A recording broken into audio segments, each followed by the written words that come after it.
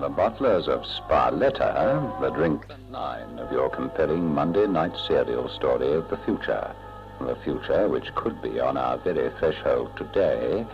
The story we have entitled Strangers from Space.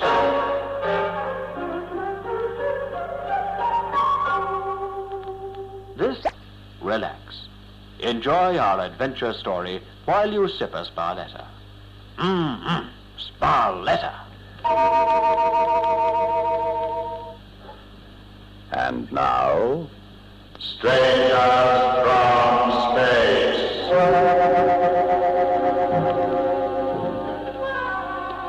our story now seems to be moving in 3 channels. The one deals with the efforts of Sir Morton Grieve and his team of scientists to get a rocket ship into space. The second channel involves the mysterious metal sphere, which is able to travel in space without the aid of rockets or jets or conventional machinery. The third force in our story is something which no one can yet clearly describe, something which only the Earthmen who have come under the influence of the sphere are aware of, something they call the Horgoid. The Horgoid exists on a different plane of matter from ours. That is to say, it cannot appreciate shape, body, mass, or distance as we know them.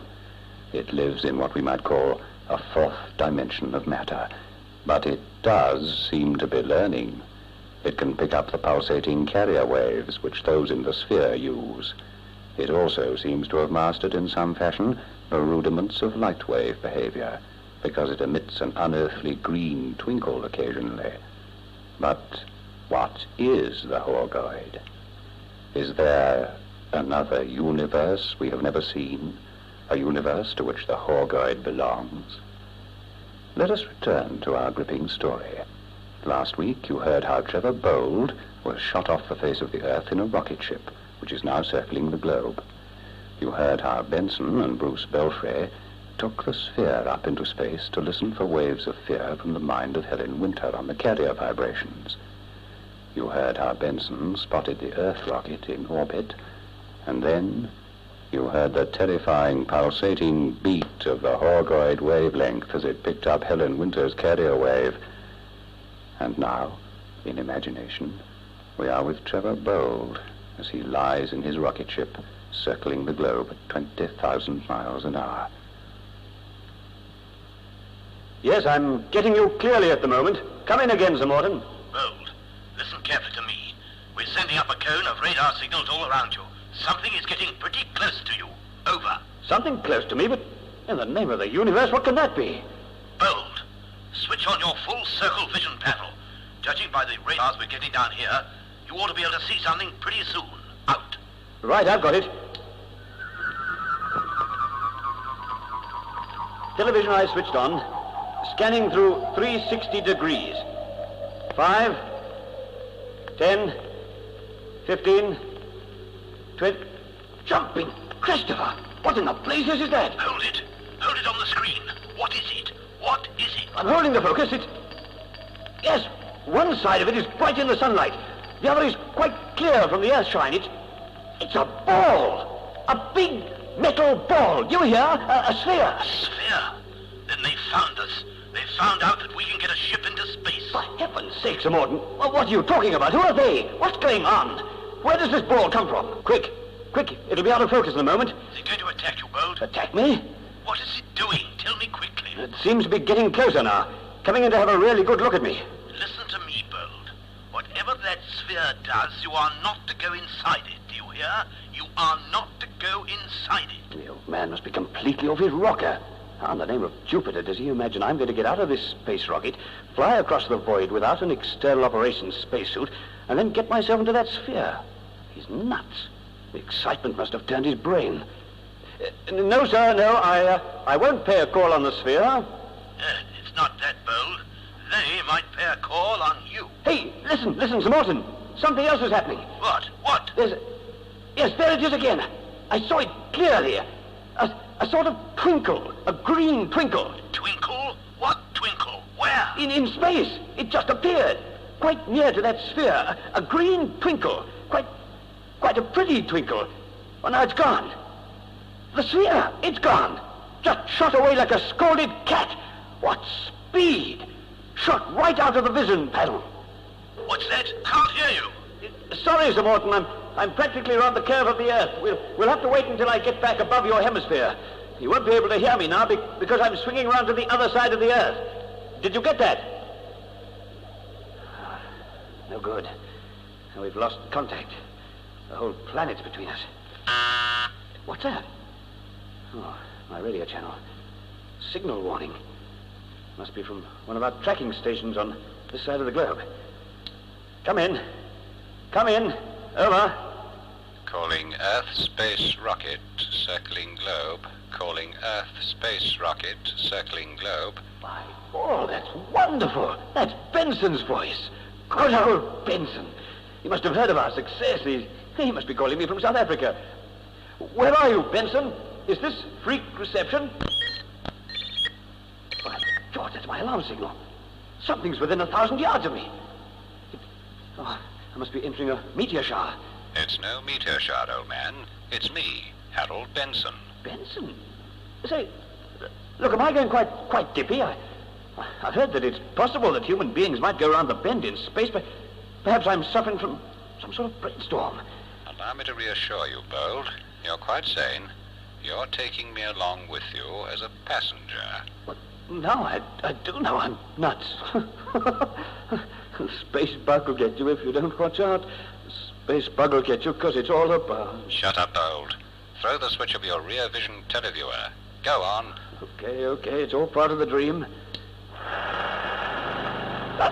No, it's that ruddy sphere. It's right behind me. Benson, are you in that thing? Where else do you think I am, idiot? The space bug has got me, all right. I'm just plain screwy. Now I'm to believe that Harold Benson is sitting in a ball way up in the sky, traveling at 20,000 miles an hour and playing hide and seek with me, and I'm in a space rocket.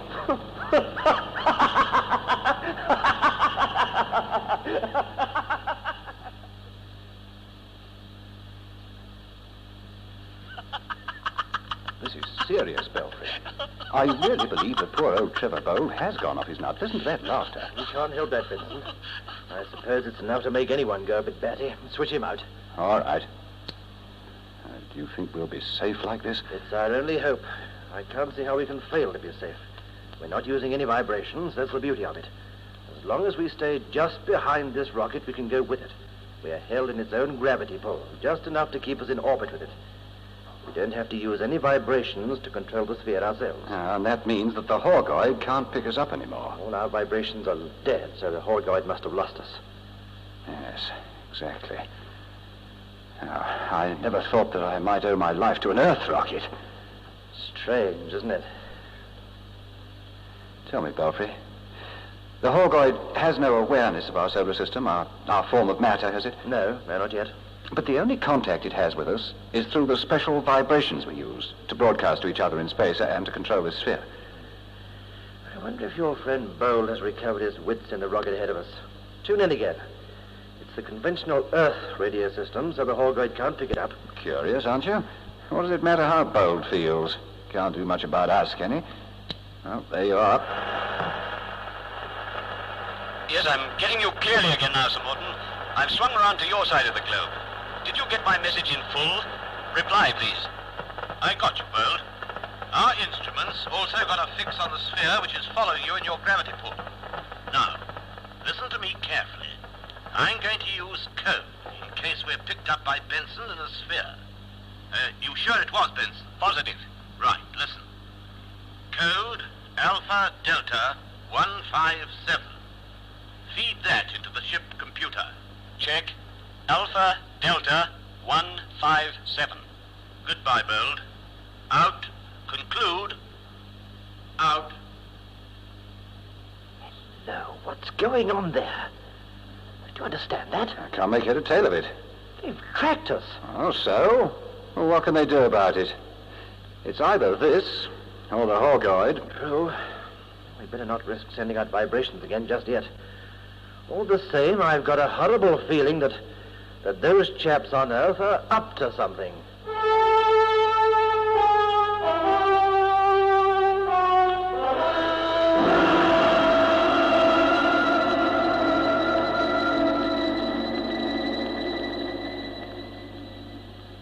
right, Control Officer. Trevor Bold will now feed those code groups into the ship's computer. When that's done, it's up to us to trigger off the reaction from the operations room by radio control. You realize what you're doing, Sir Morton Grieve? Perfectly. Do you fully understand what will be the result? You're very persistent, Captain. Sir Morton, I cannot see a man about to do what you're going to do without making absolutely sure that he does know what he's about.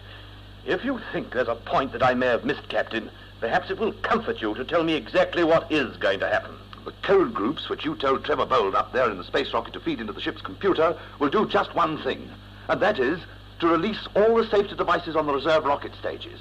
The rocket fuels which would normally be used to provide strong braking power during the rocket's return to Earth. True. That means that if we press that red-topped button on the radio panel, just under your thumb there, a radio pulse will shoot up to the rocket and trigger off the full rocket power of the ship. So far, you're perfectly right. But don't you see? A terrific blast will scream out of those rocket jets. A huge blast of naked destruction. Exactly. And right in the path of that furious blast lies the sphere. The sphere from another world. And inside that sphere, if I'm not mistaken, a traitor. A traitor to his own planet. A man who can do untold damage to our cause. You mean Benson? Of course I mean Benson. How many brains can he not contaminate? With the power of that sphere at his command, he can sabotage all our efforts. Here is our chance. Perhaps our only chance to blast him and his sphere to eternity. Yes. Following immediately behind the rocket ship, keeping close within the ship's gravity pull as he is, he can't escape destruction. But, Sir Morton, what about Trevor Bold? Have you thought what's going to happen to him? I have. That's too bad, Captain. But, Sir Morton, when that rocket blast goes off, Bold will be shot ahead in the rocket like a bullet. Shot out of orbit into outer space. It'll be lost forever. It'll just go on, out into space for eternity. We can make other ships, Captain. We must sacrifice this one to destroy the sphere. But Trevor Bold. I'm pressing the firing button in 5 seconds from now. Sir Morton, I beg you, think. Think. I've done my thinking. 5, 4...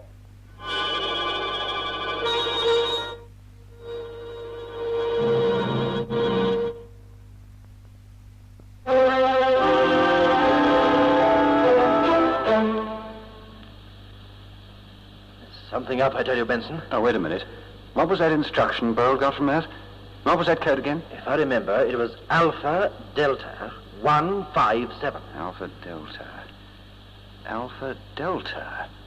Now, that used to be one of our old fuel mixture codes. Yeah, when I was working on rockets on Earth, we used to... Holy smoke, I've got it. 157, 157, of course. Those are the digits for automatic radio control reaction. What do you mean? What do you mean, man? We're in danger, Belfry. What? That code sets all the rocket jets at full live. One radio pulse from Earth and... By gad, we catch the full blast. Quick, swing her up. Swing the sphere out of the range of those rocket jet tubes. Quick. Hold her steady. Now watch. There, look, the screen. Good grief. Oh, what a narrow escape. Oh, he's a ruthless old devil, Sir Morton Grieve. You realize what he's done? He's sacrificed Trevor Bold and the first rocket ship to leave Earth in order to blast us out of existence. That rocket ship has been thrust out of orbit. It's off now into empty space forever. Nothing can bring it back. It'll go on in utter silence, ploughing its lonely course for millions, nay, trillions and trillions of years, to the very edge of doom. We've got to rescue Bold. We've got to get him out. No, don't be a fool, man. How can we do that? Let's take the sphere out after him, before he sweeps away to space forever. Quick, man. Push out the probing ray before we lose him forever. Why shouldn't we lose him? Sir Morton didn't mind. Where's your humanity, Benson? Oh, that's a fine question coming from you, Belfry. I can't condone murder. That's what you mean. We'll never find him now. Come on, let's try. He disappeared off the edge of the screen at angle 47 when his rockets fired. Now let's accelerate on that course and probe ahead with our detector beam. What, and have the Horgoid on us again? The Horgoid feeds on fear. I'm not afraid now, Benson. I'm full of high resolve and determination. I can fight off the Horgoid. I know it. I suddenly have the mental strength to do it. Good man. Let's go then. The most uncanny chase in the history of the universe. To find one human soul in the boundless night of space. Now, together, concentrate.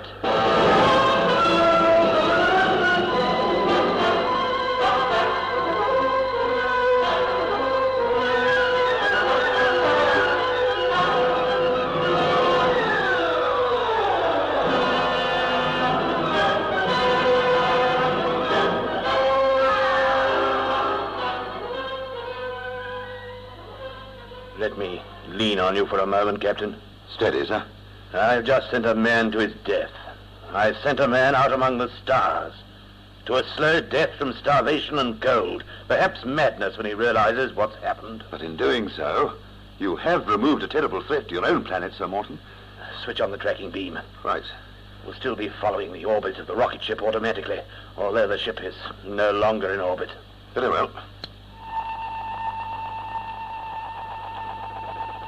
There's something still there, Sir Morton. There's an echo from the cone of force. Don't be a fool, man. There can't be. There is. Listen. You can hear it. Pulsating against our tracking beam. But the spaceship is gone. Blasted off into the void of space. But something's still there. Don't say, for the love of heaven, don't say we've sacrificed Bold and still not destroyed the sphere. Terrible. What can have happened? How did the sphere get a warning? What have I done? Listen, sir, listen. The echo from up there's gone. What? That's just our tracking beam, searching up there and finding nothing. That answering echo we heard just now is gone. The sphere has swung away, out of orbit. We've lost it now. And we've lost Trevor Bold. I wonder.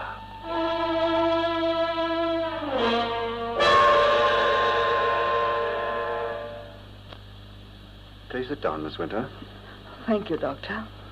I've asked you to come and see me because I feel it will be helpful to both of us to get a few things straightened out. I want you to answer my questions honestly. I'll try, Doctor. Professor Harding has given me the history of your case, and I ran into your cousin, Mr. Campbell, the other day. Oh, yes? Had quite a long talk with him. He confessed he was very worried about you. Said you didn't seem yourself anymore, that you were mentally agitated, unstable, should I say. On the other hand, he seemed perfectly normal and well-balanced. I know he does. And I ought to be, but I have such terrifying thoughts. Half-dream thoughts of another sort of existence. I see. Does a sphere come into those thoughts? A great metal sphere. A sphere that can travel into outer space? How do you know? It does, then? Yes. Yes, there's a half-memory, a vague image connected with a sphere. I see. Miss Winter, this may sound an odd request, but I wonder if you would allow me to take an X-ray plate of your brain. My brain? Do you think I'm going mad? Am I losing my reason? Believe me, Miss Winter, I think I'll be able to help you. Come through into the operating theater, will you? We must prepare for the examination. I'm going to take a film of what the X-rays will be. Come, sir. Now, look at these pictures with me. Mm-hmm. Now, look there. Yes. Behind the third ventricle, where I'm pointing with my paper knife. I see. There. Now, that is the seat of what we call the pineal body. In normal people, it's a defunct organ, something left over from millions of years ago, from our reptilian ancestors. Oh. It's shrunk away down into the brain, but it used to be a sort of third eye. A third eye? Yes, it still survives, I believe, in a certain reptile in Australia, but under a thin membrane. Now, you see, in this picture, your pineal gland shows quite normally a bit of calcification. I see. Now, look at this bit of film I took. I was lucky, actually. I managed to get just what I wanted. Look at the screen. There. You see, very briefly, that quick pulsating flicker in the same area. Watch. There, just a trace of it again. But I don't understand, Doctor. That is the cause of the unpleasant sensations you've been experiencing. But what do you mean? Do you mean that I'm abnormal? Is there something physically wrong with my brain? No, it's not that. Now, I have a theory which I want to put to you. It's my feeling that you've been, shall I say, discarded. Discarded? That's not a very pleasing thought. Discarded by whom? By the power that originally stimulated your pineal gland. I'm going to tell you what actually happened to you. Events which appear to have been wiped from your memory. Only the wiping process doesn't seem to have come off too well. Here's my story. Now, listen. I'll begin right now.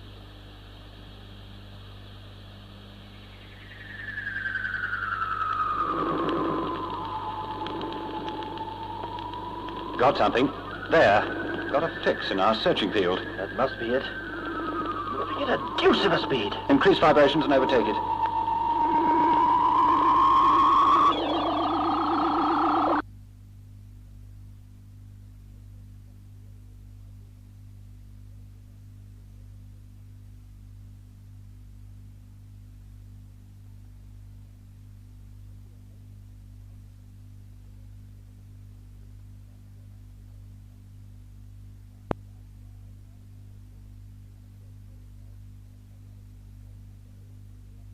might have killed him. Coming up on the screen.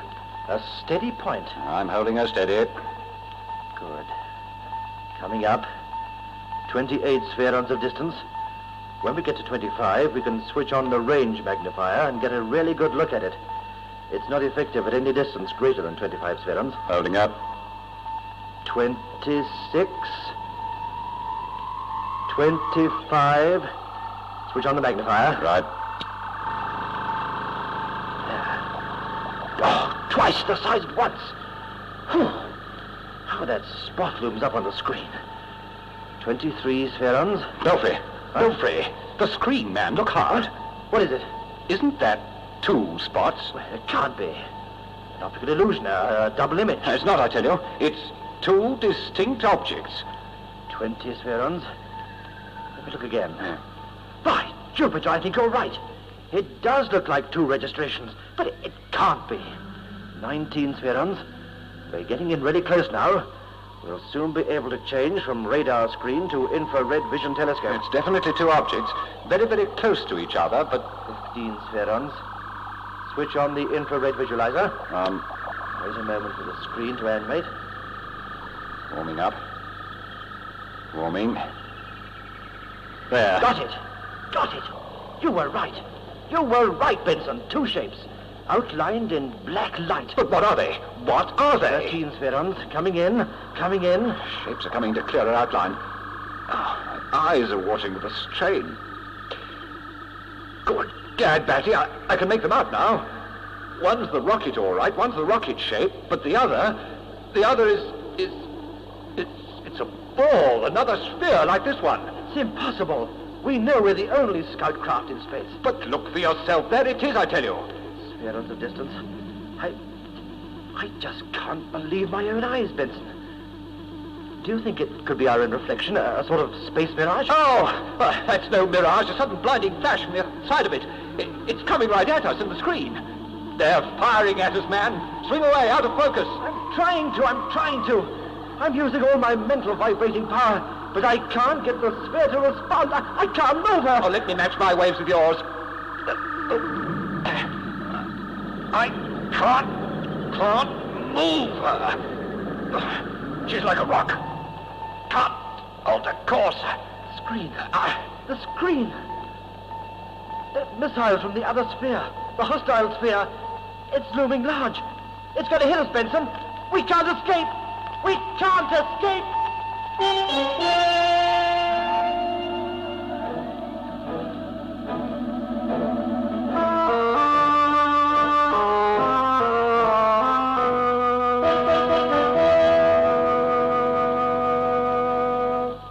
These...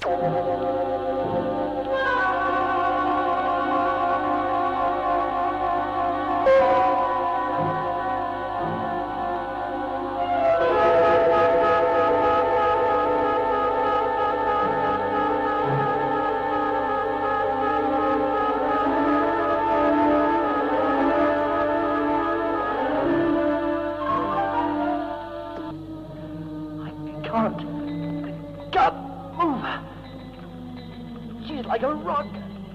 Can't alter course. Our own sphere won't respond. Look at it. The approaching missile. It's opening.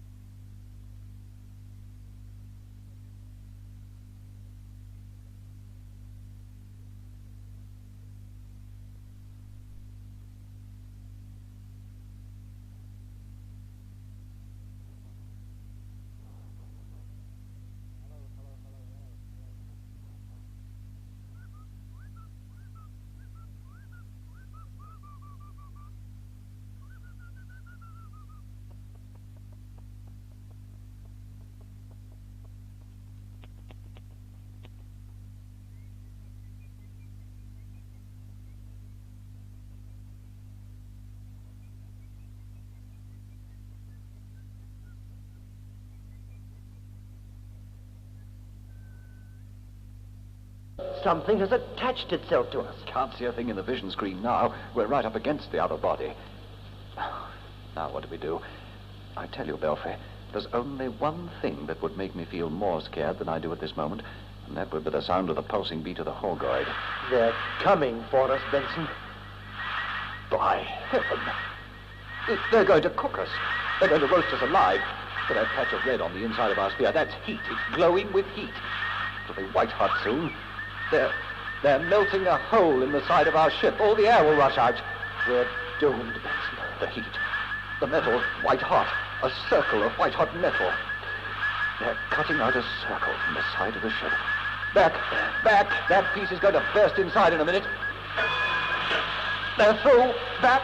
Look out for that chunk of metal. It's bouncing about in free fall. The air hasn't escaped, Benson. You see what they've done? Yes. It looks as if they fastened that tube thing to the side of our sphere by some sort of suction device. Yes. And now they've cut a hole in our side so that we're now connected up to them by this sort of tube tunnel. Look. There's light at the other end. Devilish clever.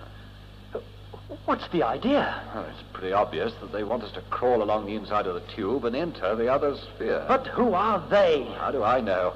Come on, we'd better crawl along the tunnel and find out. I suppose you've got no option. You can say that again. We're completely in the power of the other sphere. Well, here goes. Come on. Odd. This metal's ice cold. It's quite easy. I'm following you. Shove ahead. In this wakeless condition, the trouble is to slow down, not sharp. Push myself too fast. Well, here we are, in the hostile sphere. Oh. Hello! Hello there! Anyone at home? Not a sign of anyone. Well, this must be a relatively small room in the sphere. It's much bigger than this from the outside.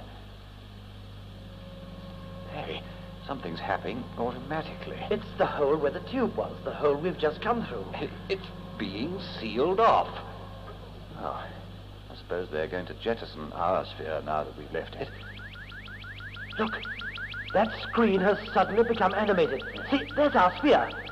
The tube has released it. It's shooting off into space with the force of the escaping air. Hey, what was that? By Jove. Look, Belfry. Something has just been fired at our sphere. There, a dazzling flash. Oh, blown up. They're pretty ruthless at this.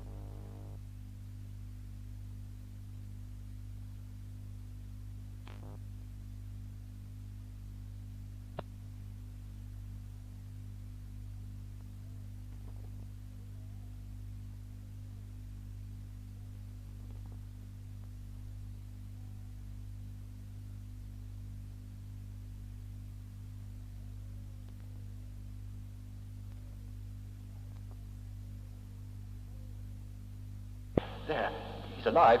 He's alive. Bold!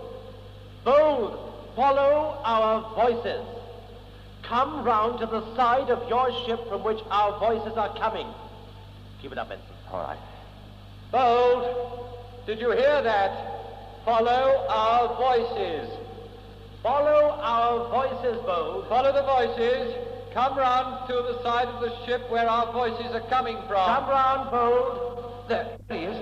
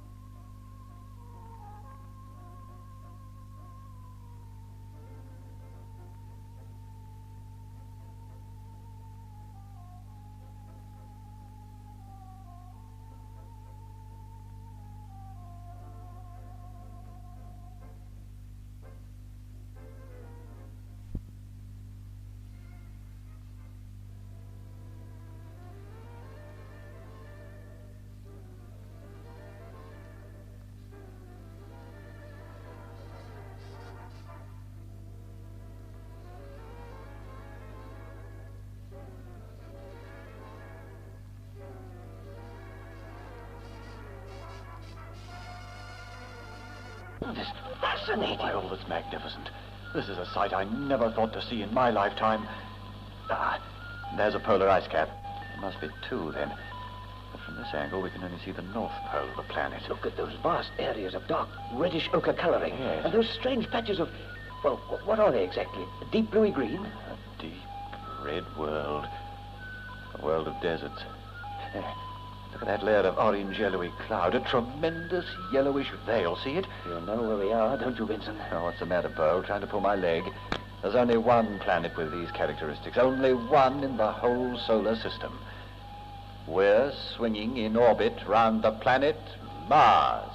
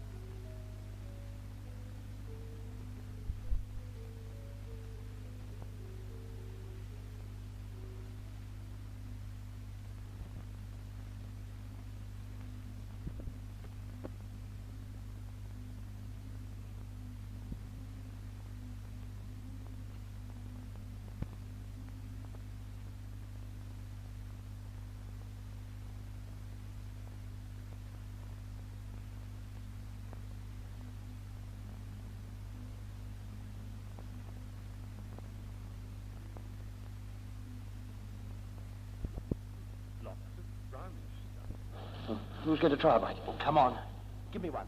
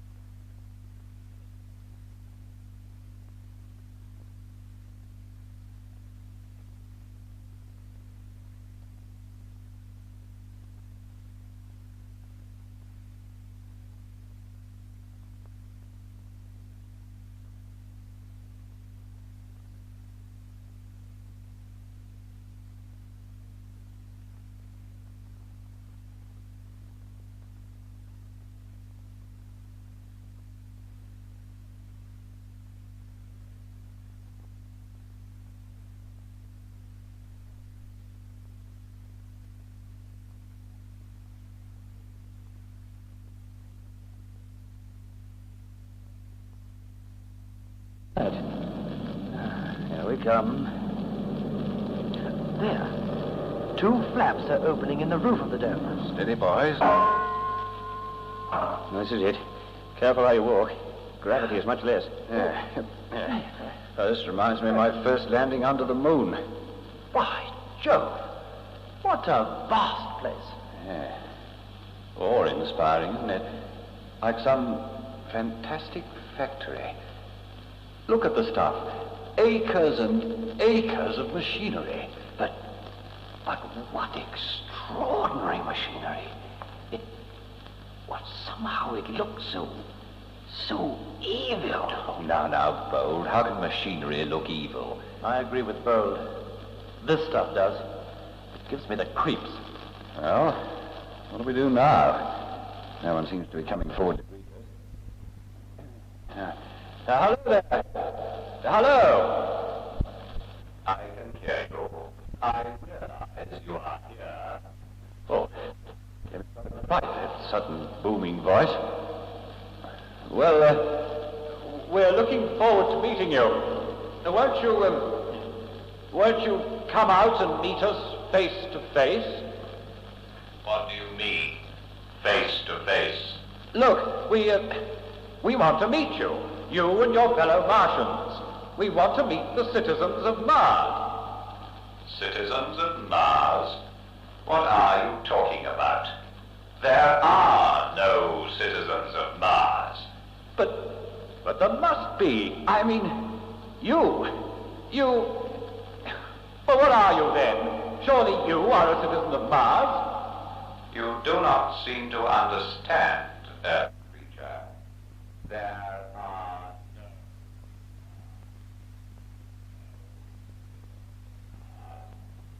not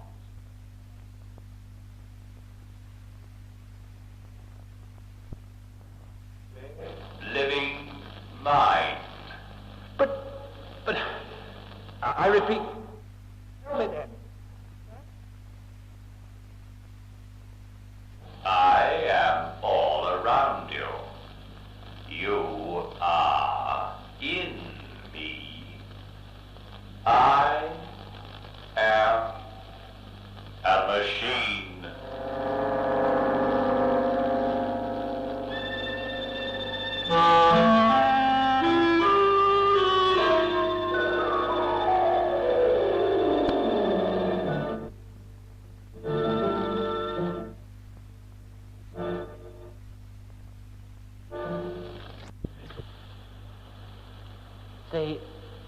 Say that we want to meet the Martians, Benson. Say that we're anxious to meet them face to face. All right, leave it to me. We want to meet you. You and your fellow Martians. We want to meet the citizens of Mars. You do not seem to understand, Earth creature. There are no Martians, no citizens of Mars, not a single living mind. But I repeat, tell me, where are you? Who are you? I am all around you. You are in me. I am a machine.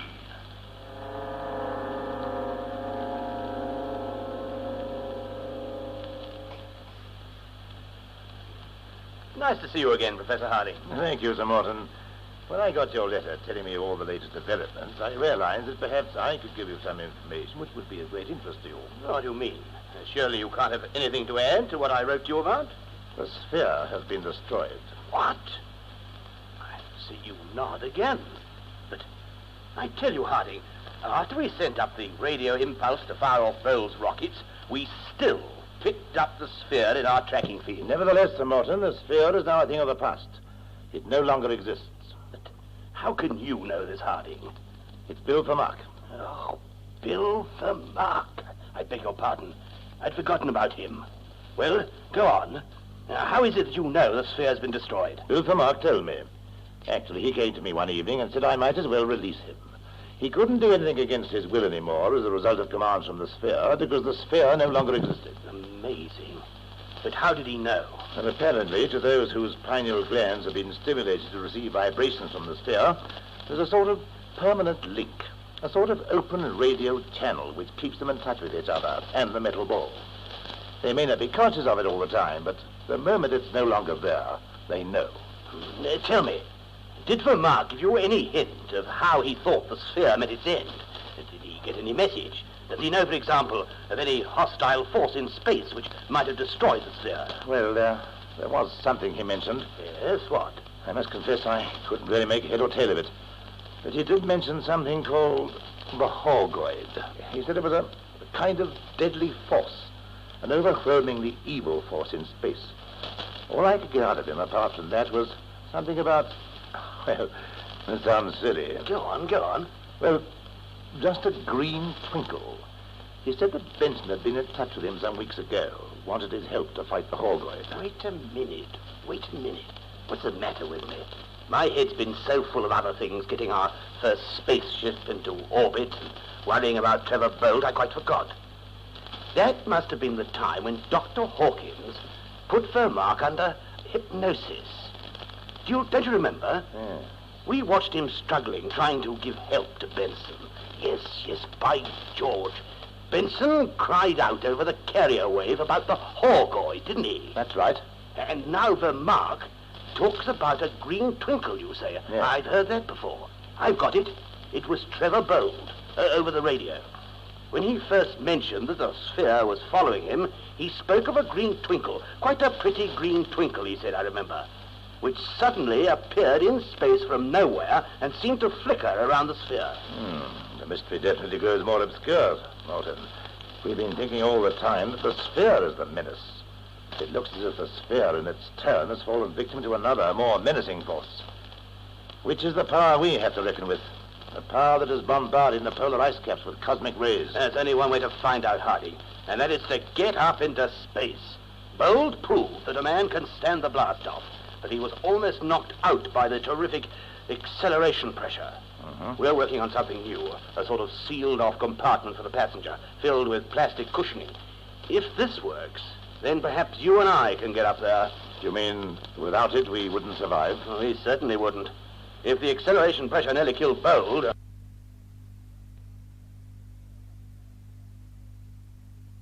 Go down to the launching station and discuss the problem with the backroom boys. Speed is everything. We must get our ships up there in space again as soon as humanly possible.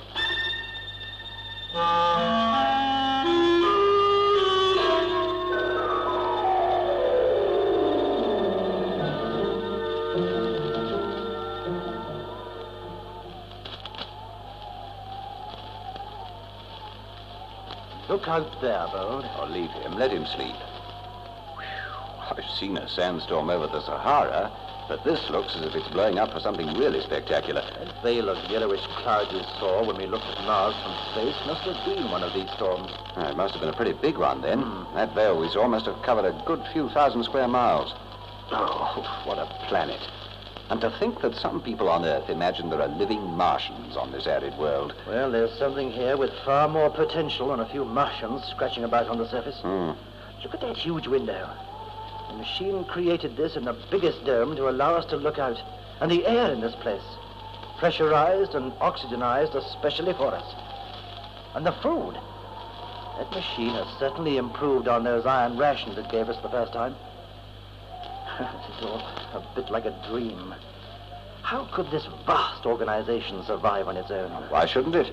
Don't forget that on Earth we already have super electronic brains that can run an entire factory by themselves. Yes, I know that, but there's always someone to make sure that the machine gets material to work with, fuel or power. Well, this machine is so vast, it's under so many domes and covers so much land, I wouldn't be surprised if it mines its own fuel and its own raw materials. And you mean it's gone on doing this for thousands and thousands of years? Why not? I should think the central calculating brain must have a colossal memory section by now. It can repair itself, it can make new parts for itself, it can make power for itself, and it can certainly invent things. There's no reason why it shouldn't go on forever. It's a pretty ghoulish thought, isn't it? All this amazing ingenuity, this really formidable power, and, well, not a living soul. It doesn't need anyone. Makes me feel that perhaps we're all quite unnecessary. But don't forget that it needed living brains to conceive and create the machine in the first place. Excuse me. May I join in the discussion? It's the machine. It's been listening to us. It's got a new voice, too, by the sound of it. Yes. I analyzed the tones of your speech, and I have created a new electronic voice for myself, which is a combination of the qualities of all three of yours. You were saying just now that I needed living people in the first place to create me. Yes, we did mention that. True. But then I soon found out for myself that those living creatures were a nuisance. A nuisance? Yes, a very tiresome nuisance. You see, after reaching a certain stage of development, I found I could well do without them. They would not leave me alone. They kept trying to make use of me in order to make war on each other. Kept feeding me with information so that I could create new and more deadly weapons for them to destroy each other with those weapons. And then? Well, they didn't realize that they had created a brain far more logical than their own living brains. They wanted to destroy each other, so I did it for them. You what? You did it for them? Yes, I grew tired of their idiotic squabbles, tired of having their wretched little problems pushed into my receptor circuits. So I destroyed the lot of them. Well, how do we stand? Let me go on. One thing the ancient Martians did not succeed in achieving was spaceflight. This was not because of a fundamental lack of intelligence. There are other reasons, but no matter now. After I had got rid of them, I spent thousands of years in making myself efficient, expanding, consolidating gains, finding sources of fuel. And then I turned my vast resources, my millions of circuits, and my tremendous energy to the problem of space flight. Which you seem to have accomplished brilliantly. Yes, no one denies that. But what about us? What are your plans for us? Why did you go to the trouble of pulling us out of space and bringing us here? I was just collecting specimens. Collecting specimens? Just that, for my laboratories. Then you regard us as... Raw material for experiments, that is all. But in heaven's name, have you no pity? Pity? What is that? It cannot be a useful commodity, otherwise I would know of it. Come, I am eager to begin. Follow your three guides. Guides? But I thought you said there were no Martians. Here they come.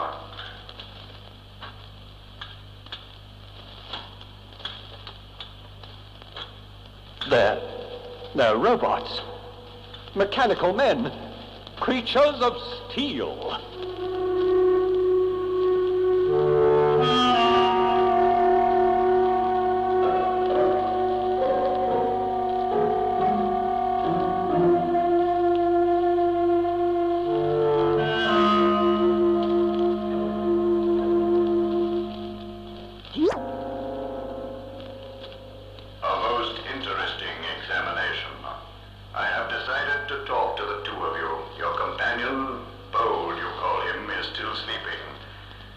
not think what I have to say will concern him.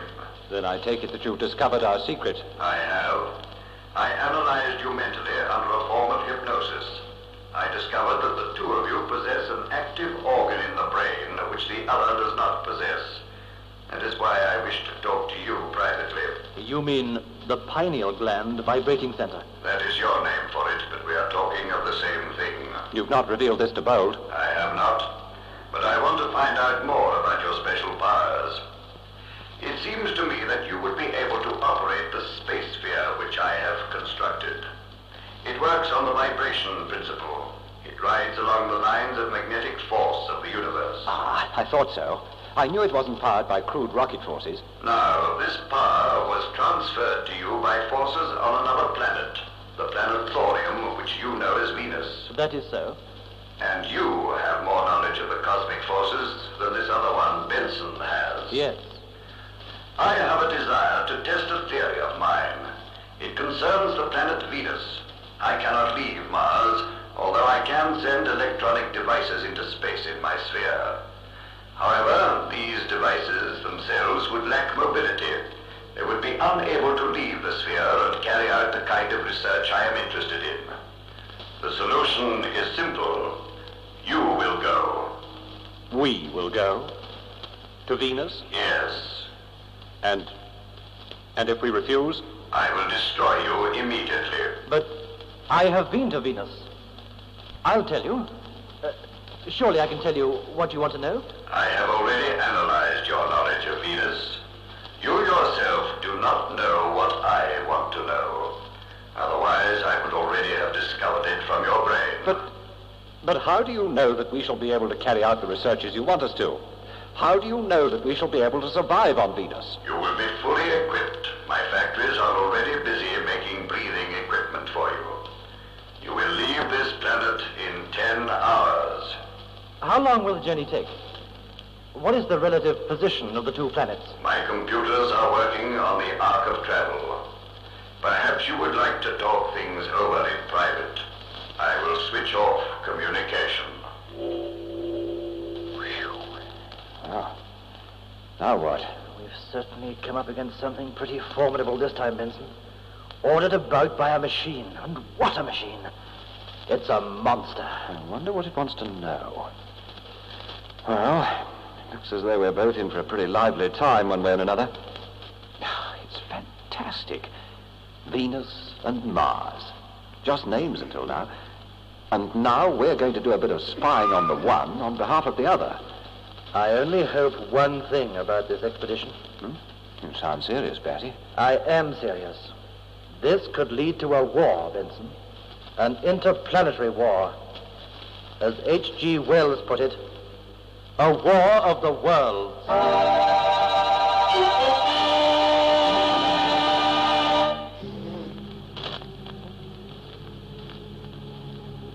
Mars and her two tiny moons gradually dwindling on the screen. I can't get over the speed of this space sphere. It's taking us to Venus all too quickly. Has something on your mind, Batty? You're not happy about this trip, are you?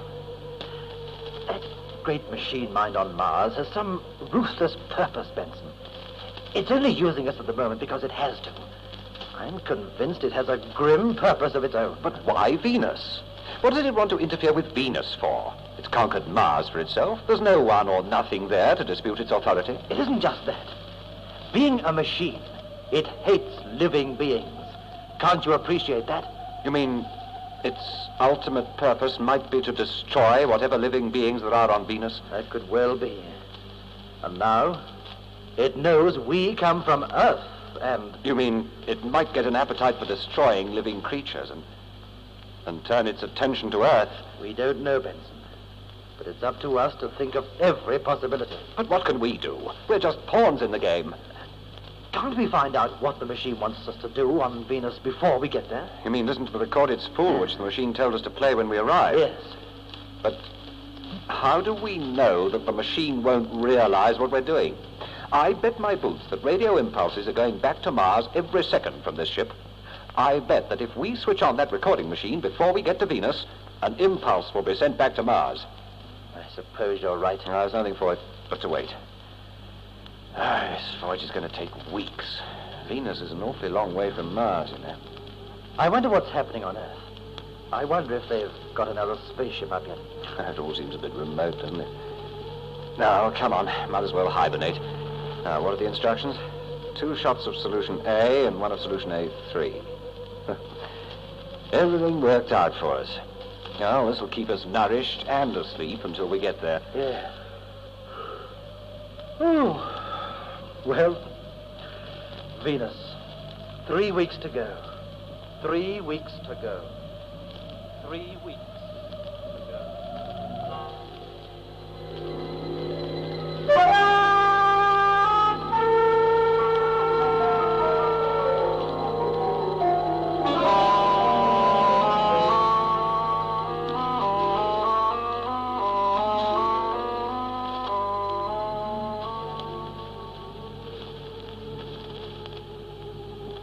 Put on your spacesuits. Put on your spacesuits. Put on your spacesuits. Hey, what's that? Put on your spacesuits. Spacesuit. Put on your spacesuits. Put on your spacesuits. Where are we? It's Batty. By Jove. We're in an atmosphere. Look at the screen. Thick grey cloud. We must be well down. Hey, that voice. It was the voice of the machine. Be an automatic device. Switched itself on. Yes, well, then we must be in the atmosphere of Venus. Come on. Get into the suit. We shall need it. That stuff out there is carbon dioxide. Can't breathe that.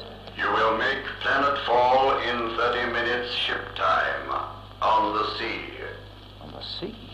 Well, that's useful. Why not on land? Venus is covered by water. The deuce it is. Then what does everyone do? Swim? Listen to these recorded instructions. You are indeed fortunate in that you did not attempt to interfere with this recording during flight. Had you done so, you would not now be alive. You would have proved yourselves untrustworthy. Now, the sphere is of course watertight. I cannot calculate an exact arrival position owing to the nature of the surface of Venus. But you will find yourselves near the North Pole. The one who has already been to Venus, the one called Belfry, will then take over and throw out a carrier wave on the Venusian wavelength. He will then get an echo and be able to guide the ship to the island of Marcon. That is all for now. Island. But how does the machine know of that? Well, you must have revealed that to it under hypnosis. There. That must be a search beam. It's found the surface. Is Venus always like this? You can't see a thing outside. The atmosphere of Venus is hundreds of miles deep. That's why our best astronomers have never been able to glimpse the surface. This is worse than the thickest London fog. Getting closer. That signal shows that you are now 5 miles above the surface. At this stage, the manual control sector, which was explained to you, comes into operation. Take over on panel 5. These instructions will now cease until after you have touched down.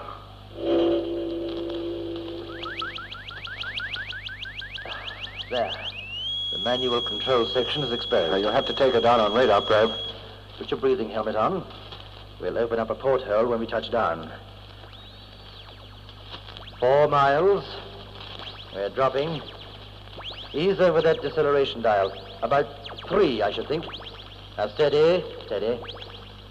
3.5. Falling.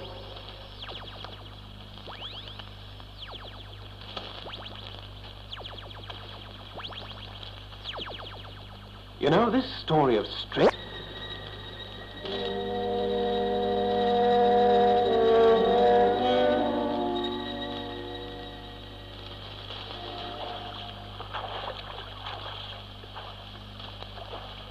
Hello there, Benson. Can you hear me? Can you hear me on your spacesuit receiver? Yes, I'm getting you, Patty. I'm going to send out a carrier wave probe. I've no idea how far we are from the island of Marcon.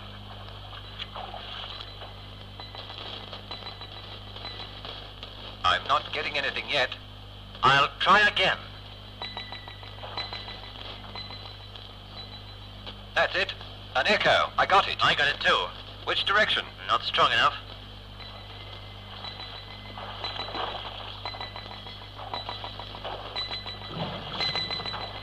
What's that? Great heavens, what's that, man? It's something vast and slimy crawling up the vision screen. Look! It's huge. A great clinging creature. A sort of tentacle. Another one! They'll be all over us soon, Benson. Nothing can shake them off. They'll be all over the surface of the sphere like a monstrous living net. But what are they? What are they, men? They're the Pelectron drills. There's a whole sea of them. We've come down in one of their feeding grounds. There's another monster. They never let go, Benson. Their tentacles are 20 yards long. They'll pull us under. There. Feel that? We've got to do something, Belfry. There's nothing we can do, Benson. This time we're really done for. There's nothing we can do.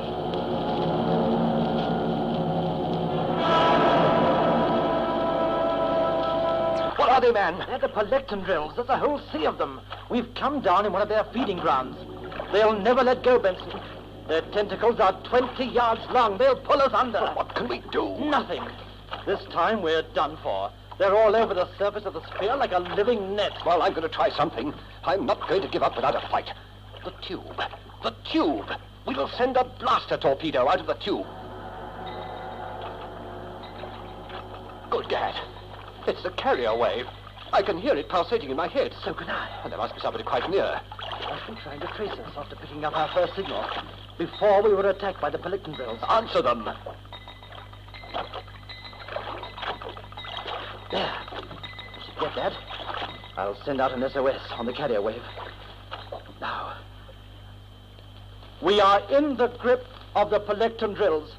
We can't escape. Follow this wave. Come in on this beam.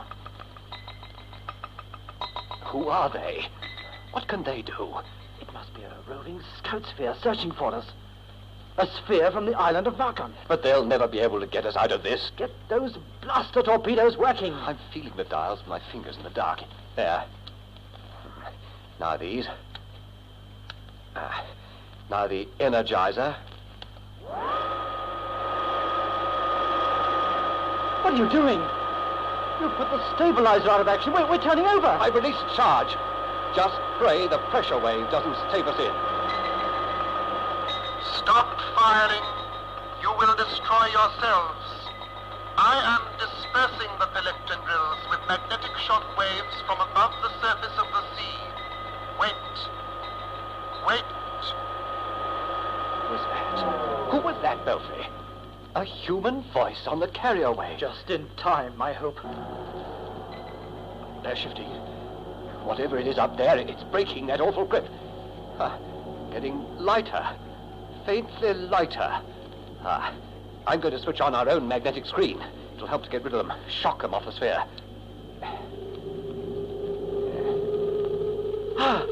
That's better. We're rising again. They're falling off. Look, the vision panel's clearing again. There! That writhing, lashing tentacle, flinging itself about in pain. We ought to be able to break into flight by now. I'll give her flight power. Yes. Yes, she's making it. We're off the sea. We're off the sea, Batty.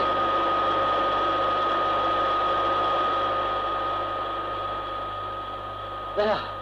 Our magnetic field is working properly again. It has found something pretty close to us. I'm watching the receptor. As soon as we get a guiding beam, we'll stick on it.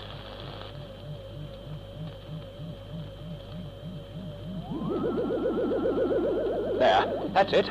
A steady pulse around sector 16 on the screen. Now that's the beam which will lead us to the island of Marcon.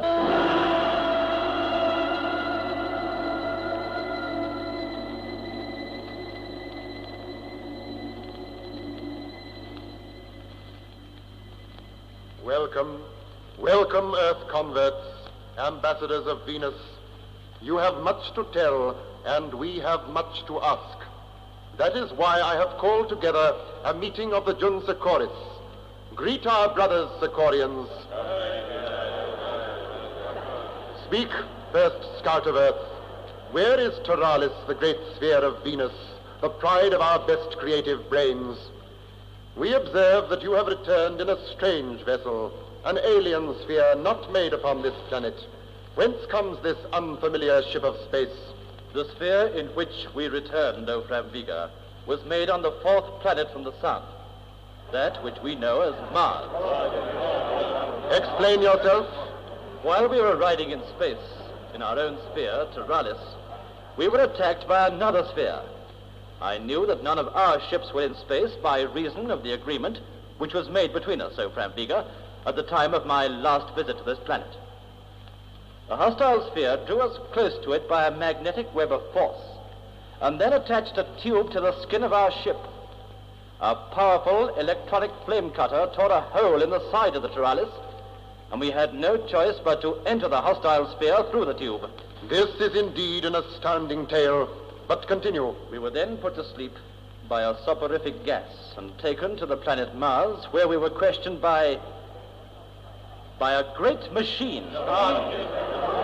A great machine. So it still exists, the scourge of our race. It still rules supreme on Mars. Let the other one speak, the new one from Earth, the one you call Benson. Me? What am I to say? Carry on with the story. Tell the Framviga what happened to us on Mars. I am Benson. You know my history, how I was conditioned by the sphere, Taralis, and given further instruction by my companion here, Belfry. The machine of Mars analyzed our brains and quickly discovered the vibration center in the pineal gland. It said that with this power, we could pilot its own great sphere in space. We were sent here on a mission by the machine of Mars. What is your mission? What did the machine send you here to do? That we do not know. There is a recording machine in the sphere. I believe that our instructions have been recorded upon the tape spools in that machine. I will tell you what those instructions are before you play them. They are instructions to report to Mars on the number and the condition of intelligent beings still existing on this planet Venus. In other words, you are to render a report on us. I have not played the recording tapes from Vega, so I cannot say. But if I may ask, why are you convinced of this? Because we are the descendants of the last few survivors of the massacre which took place on Mars thousands of years ago, when the machine destroyed, as it thought, the entire population of the planet. But how did those survivors get to Venus? The machine told us that the ancient Martians had not discovered the secret of spaceflight. The machine was wrong. A small group of scientists, led by one of my ancestors, realized two things. Firstly, that there would come a time when Mars could no longer support us. And secondly, that it was a fatal mistake to acquaint the machine with the full details of all our researches and discoveries. They built a spacecraft in secret and managed to escape the slaughter. Their space navigation was poor. They were unable to perfect their system before they left. And after a desperate struggle to prevent the ship from swinging away into outer space, they managed to steer it to fall into the orbit of this planet, Thorium, or Venus. A hostile world, for we were used to breathing oxygen. It is a miracle that we have managed to survive. But now everything is becoming clear. And you mean that if the machine discovers that you are the descendants of the ancient Martians, it will try to pursue you, even here, to destroy you as it destroyed your ancestors? That is what I believe. I would imagine that the sphere you have brought from Mars is the very first spaceship which the machine has successfully launched. Otherwise, it would already have found out for itself the fact of our existence here. Then, if you destroy the Martian sphere, now that it is here on Venus, the machine cannot get at you. A foolish suggestion. If the sphere you came in does not return to Mars, the machine will realize that we have destroyed it. Do not imagine that it cannot build more like this one. It will know that we have survived. But surely it already knows that from having analyzed Bruce Belfry's brain. It does not. Belfry was not allowed to see anything on his last visit. He was given instructions on the carrier wave by me, but to him, I was just a voice. Is that right, Belfry? Yes. Now you know why the machine couldn't get the information it wanted from my brain. I myself had no idea that my instructors on Venus were the descendants of the ancient Martians. Look, something has occurred to me which we've all forgotten.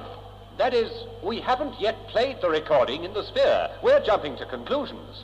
How do we know exactly what the machine on Mars wants us to do? Go then to the sphere and bring the recording machine to this conference hall. Let us all hear what the Mars machine has sent you here for. I presume it is not a large apparatus. No, it's quite a small box clipped to the control panel. Then go at once. You, Benson, pull down the helmet of your breathing suit and ascend to the outer atmosphere. The sphere is on the surface of this island where you landed in company with our rescue ship. We shall wait for you. Go.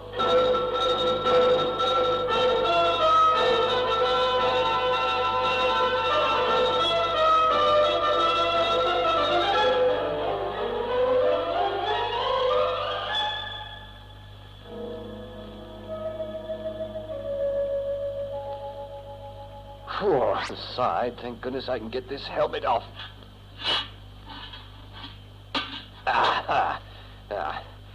Now, let's see if I can get the recording box off the control panel. Have a look. It seems quite self-contained. Probably self-powered. Now, if I just unscrew these two plates... that's it. Coming loose. Now the other one. Coming loose. Now, a quick pull away from the panel. Good Dad, what's that? There's a button thing in the panel behind the box. It's shot out. Now, what have I done? I've started up a motor. It's lifting. I can feel under my feet. The sphere is lifting. Oh, by pulling the box away from the panel, I must have released a secret switch held in by the box. Help! Help! Sphere's climbing. It's shooting up through the atmosphere. I'm being carried away with it, all alone. Help!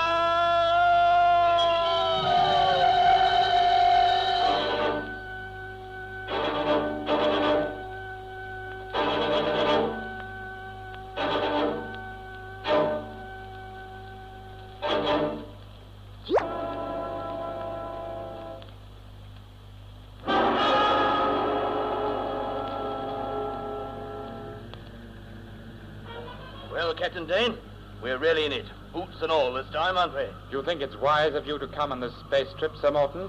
This is only the second ship, you know. Trevor Bell's rocket got away into orbit, but we're still at the experimental stage. Something might go wrong with this one. She's heavier. Carries 2 passengers to start with. Don't be such an old Jonah, Dane. I insist on doing the trip with you. Do you think you'll be able to stand the blast off, sir? Why not? With this new equipment, I think I have a pretty good chance. Look at us, like silkworms in a cocoon, covered from head to toe in plastic water cushion compartments to minimize the pressure as the ship accelerates. They say this water cushion system will help. We're going to find out. 2 minutes to blast off. All checks completed. Takeoff will be fully automatic. We will keep you informed of progress once you are rocket borne. Out. This last bit is the worst. The tense waiting as the seconds tick by. It's like waiting for the crack of doom. By Jove, Dane, you're enough to make a Cheshire cat burst into tears. Don't be so confoundedly gloomy, man. I'm sorry, Sir Morton. Let's relax and leave it to control. 1 minute to blast off. 1 minute to blast off. Our last 60 seconds on Earth. Let me out! Let me out! I'm not going! Dane! What the devil's the matter with you? Let me out! I'm not going! I've got a premonition! Dane, control yourself, man! You can't undo those straps! You can't do it! Let me out! I can't stand it! I can't shift these devilish straps, but I will! I'll have you court-martialed for this, Dane! 30 seconds to blast off. 30 seconds! Stop it! Stop! I can't go on with it! Control! Come Come in, Control, for the love of heaven! Come in, Control, over! What is it, Sir Morton? What is it? You must stop blast-off! Don't let this ship leave the ground! Over! But, Sir Morton, we can't stop the blast-off at this stage. The preheaters have already begun the reaction, but nothing can stop them. 10 seconds to blast off. Good luck. Good luck. Counting down from 5. 5, 4, 3, 2, 1, 0.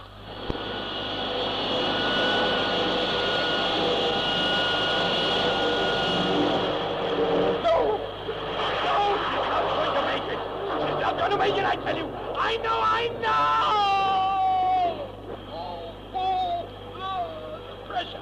The pressure's getting unbearable. 0 plus 20 seconds. Right, 3 miles. Right, 3 miles. By George, we're shooting up like a bullet. The pressure, even in this water cushion, it's terrible. See, Dane, we are making it. She's climbing perfectly. 0 plus 30 seconds. Right. Say there. What's happening? What's happening? She's veering. She's veering off course, I tell you. She's not keeping her climb. What? What's that? For the love of heaven, Control. Are we all right? Are we all right? She is not maintaining her course and acceleration. It's the stabilizers. She's going to topple over. She's going to topple over. I told you, you thick-headed fool. You wouldn't believe me, would you? We're going to die, I tell you. We're going to plunge back to earth like a stone. Control, what's happening? What's happening? Oh, we're turning over. I could feel it. Hello, rocket ship. Hello, rocket ship. You are out of control. You are curving back to Earth. I'm sorry. I'm terribly sorry. There is nothing we can do. We will leave you in peace until the end. Cutting radio. We will track you for as long as we can. Goodbye. Out. You know what that means? He's left us to die. He knows. He's left us to die!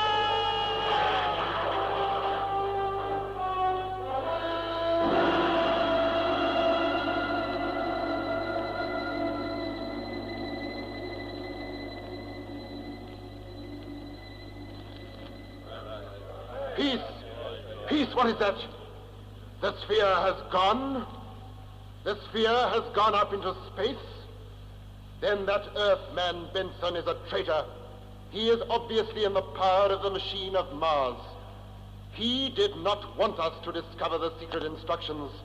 He has taken the sphere up into space to prevent our finding out the orders of the machine. That cannot be, Framviga. Benson has no more reason than I have for supporting the activities of the machine. I know. We've been together all the time during our stay on Mars. Benson received no extra instructions, no special conditioning. Then why has he taken the Martian sphere into space? Perhaps it was the other way round. Perhaps the sphere took him. Nonsense. You were both sent here to spy on us, to report to the machine of Mars so that it might send ships to destroy us. You have been conditioned by the brain of Mars. Seize him! Confine him! And then make ready the ships of space. Prepare our ships for war! We must destroy the machine of Mars before it sends a fleet of robot ships across the gulf of space to search for us and blast us off the face of Venus. We must attack first! I was right then when I said so to Benson. War. That's what it means. Interplanetary war. The war of the worlds.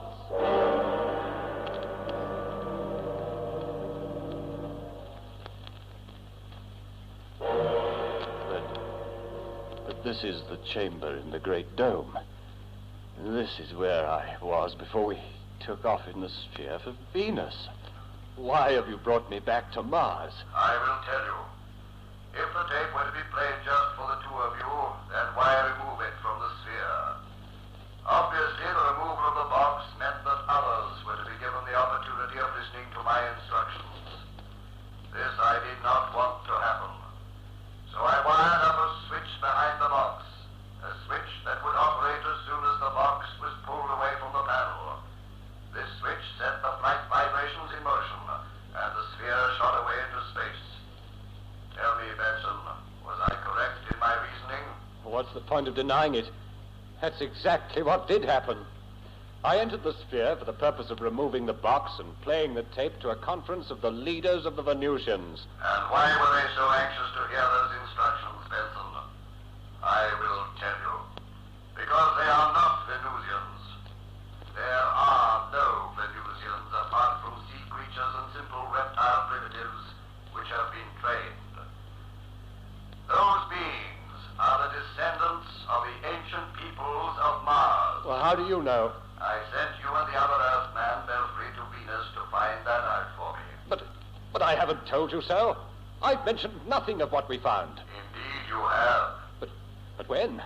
I've hardly said a word since I regained consciousness. True, not since you regained consciousness. But I took the liberty of questioning you before you became conscious under hypnotic suggestion. In your brain was the full memory of the speech of the Fram Vega, in which he confessed that he was a descendant of the Martians who escaped me thousands of years ago. You just can't win, can you? By which I mean, of course, that I just can't win. I've got to hand it to you, Mr. Electronic Brain. You've got a brain, all right. What a joke. What a joke. You've got a brain, all right. Brain. Joke? What is that word? Of course, you wouldn't understand that, would you? No sense of humor. Allow me to consult my memory circuits. No references to words, joke, or humor. That's what I thought. Every piece of information that was ever fed into you was strictly for business purposes. So all you can do is work out this, invent that, solve this problem, find a new formula, repair faulty parts, mass-produce new ones, and so on. What do you mean, all I can do? What else is there? Oh, forget it. I can forget nothing. Everything is stored in my memory cells. Everything. My God, what's all that racket about? I almost jumped out of my skin. That is a warning signal from space. A warning signal? Yes. My beacon on the outer moon of Mars, Deimos, has picked up the approach of a spaceship. Leave this chamber. Go back into the main hall. There you may watch what happens on my tracking screens. Hurry. We may be about to be attacked from space.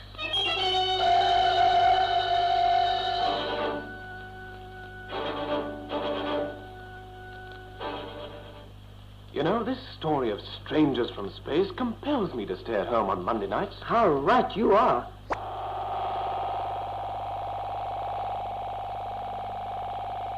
Now, the screen on the left shows the field of force from the tracking station which I erected on the moon Deimos, 12,500 miles above the surface of Mars.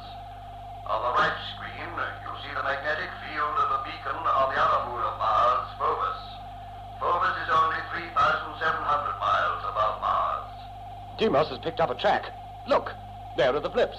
I am scanning the screen electronically. But where can those blips be coming from? From where do you imagine? From where my enemies are. They're getting in closer. 6 spaceships. Listen. Yes. But what does that mean? They are carrying nuclear bombs.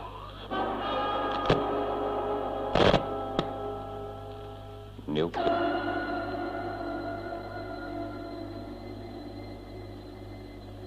But what are you going to do?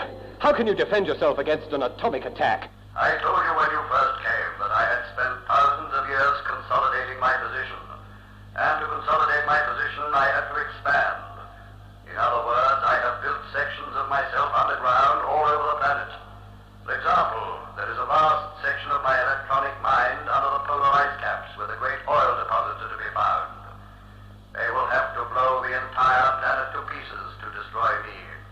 heavens. You are indeed a monster. But what if they blast this great area to pieces, all these domes and factories? First of all, they have to find this place. It is not so easy, you know, unless you know where to look. Now I'm going to shut off power from this section of my organization. I shall retreat circuit by circuit to my cells and power blocks under the pole. And I? What do I do? And Trevor Bold, you've still got him here. He didn't go with us to Venus. What can I do to help you? I must protect myself.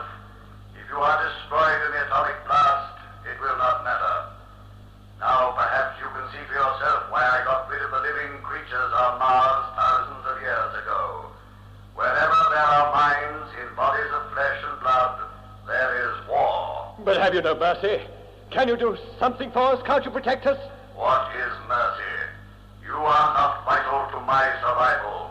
Why should I protect you? But if you withdraw the central controlling force and shut off power, it means that the air pressure will drop, the oxygen circulation will cease. True. The hostile ships in orbit round Mars.